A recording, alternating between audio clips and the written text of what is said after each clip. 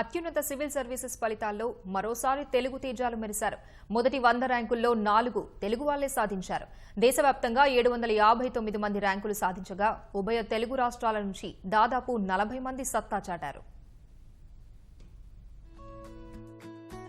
అత్యున్నత ఉద్యోగాల civil services తుది ఫలితాలను యూపీఎస్సీ విడుదల చేసింది. దేశవ్యాప్తంగా 759 మంది ఎంపికయ్యారు.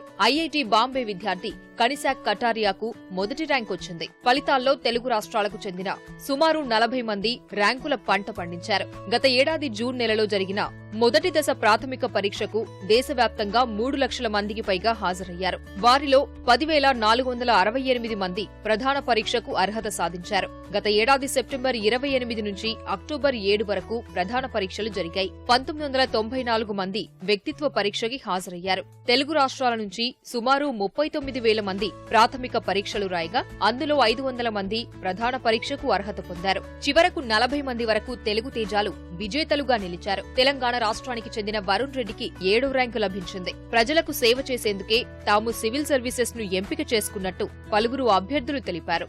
చాలా హ్యాపీగా ఉందండి. ఫస్ట్ అటెంప్ట్లో 570 ర్యాంక్ రావడము, నేను అక్కడ అన్నీ వదిలేసి యూఎస్ నుంచి ఇక్కడికి వచ్చి యూఎస్లో యాపిల్ కంపెనీలో 2 years చేసి అక్కడ రిజైన్ చేసి ఇక్కడికి వచ్చి ఇది సాధించడం చాలా హ్యాపీగా ఉంది. దీనికి కారణం మా ఫాదర్ గారండి. హీఈస్ ఏ గవర్నమెంట్ టీచర్.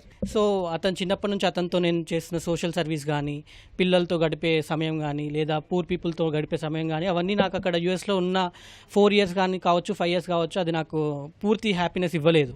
సో తిరిగి వచ్చి మనకు నచ్చిన ఫీల్డ్లో లేదా నేను కోరుకుంటున్నది సంతోషం పొందాలనే ఆశయంతో వచ్చి అది సాధించాను. ఇప్పుడున్న యువతకి చాలామంది వాళ్ళకి ఏం చేయాలో అనే కన్ఫ్యూజన్లో కొంచెం ఉంటుంది. ఆ కన్ఫ్యూజన్ నాకు ఉండింది. అది ఎంత త్వరగా క్లారిటీ తెచ్చుకొని ఎంత రిజాల్వ్ అయితే అంత గట్టిగా ప్రయత్నిస్తే మనం అనుకున్నది మనం చేయడానికి, ఎన్ని కష్టాలు వచ్చినా ఎదుర్కోవడానికి సిద్ధంగా ఉండి మనం అనుకున్నది మనం చేయాలని అనుకుంటున్నాం. ఇంజనీరింగ్ చదువుకునే సమయంలోనే తండ్రి మరణించిన ఆత్మస్థైర్యం కోల్పోకుండా షాద్నగర్ కు చెందిన శశికాంత్ అలుపెరగకుండా కష్టపడి 695 ర్యాంకు సాధించాడు. వివిధ కేంద్ర రాష్ట్ర ప్రభుత్వ ఉద్యోగాలు వచ్చినా సివిల్ సర్వీసెసే లక్ష్యంగా కృషి చేశానని ఆయన తెలిపారు.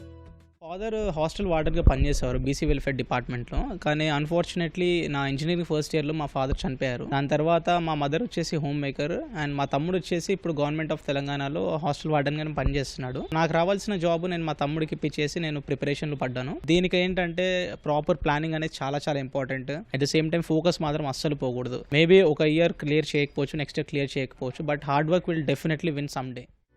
సివిల్స్ ఫలితాల్లో ఉమ్మడి నల్గొండ జిల్లాకు చెందిన 2 అభ్యర్థులు అత్యుత్తమ ర్యాంకులు సాధించారు. మిర్యాలగూడకు చెందిన కర్నాటి వరుణ్ రెడ్డి జాతీయ స్థాయిలో 7వ ర్యాంకుతో సత్తా చాటారు. వరుణ్ రెడ్డి ఇప్పటికే ఐఆర్ఎస్ అధికారిగా పనిచేస్తున్నారు. మద్దిరాల మండలం మామిళ్ల మడవకు చెందిన మల్లు చంద్రకాంత్ రెడ్డి సైతం 208వ ర్యాంకు దక్కించుకున్నారు. వరుణ్ రెడ్డి సాధించిన ర్యాంకుతో ఆయన కుటుంబ సభ్యులు, సన్నిహితులు సంబరాలు చేసుకున్నారు.